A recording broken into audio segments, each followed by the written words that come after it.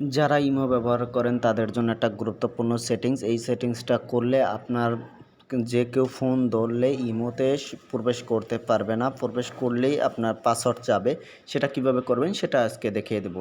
আপনার প্রথমে ইমোতে চলে যাবেন। আমি আমার ইমোতে চলে যাই। ইমোতে যাওয়ার পর এরকমের আপনার ইন্টারফেস চলে আসবে।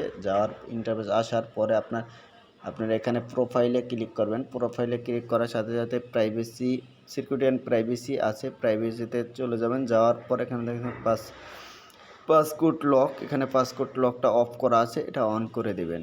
এটার ভিতরে ঢুকবেন। ঢোকার পর এখানে আপনার একটা পাসওয়ার্ড চাবে, পাসওয়ার্ডটা দিয়ে দিবেন। আমি এখানে একটা পাসওয়ার্ড দিয়ে দিই।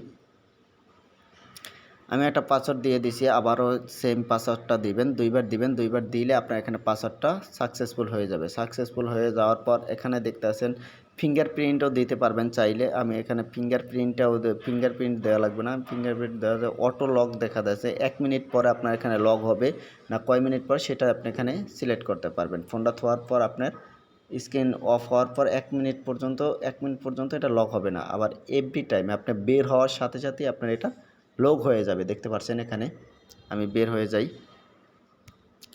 বের হয়ে যাওয়ার সাথে সাথে বের হওয়ার সাথে সাথে এখানে আমি আবার প্রবেশ করার সাথে সাথে দেখবেন আপনার এখানে লক চাইতেছে। দেখতে পাচ্ছেন এইভাবে আপনি আপনার ইমোটা সিকিউরিটি করতে পারেন, কেউ যাতে ঢুকতে না পারে। সবাইকে ধন্যবাদ, ভালো থাকবেন।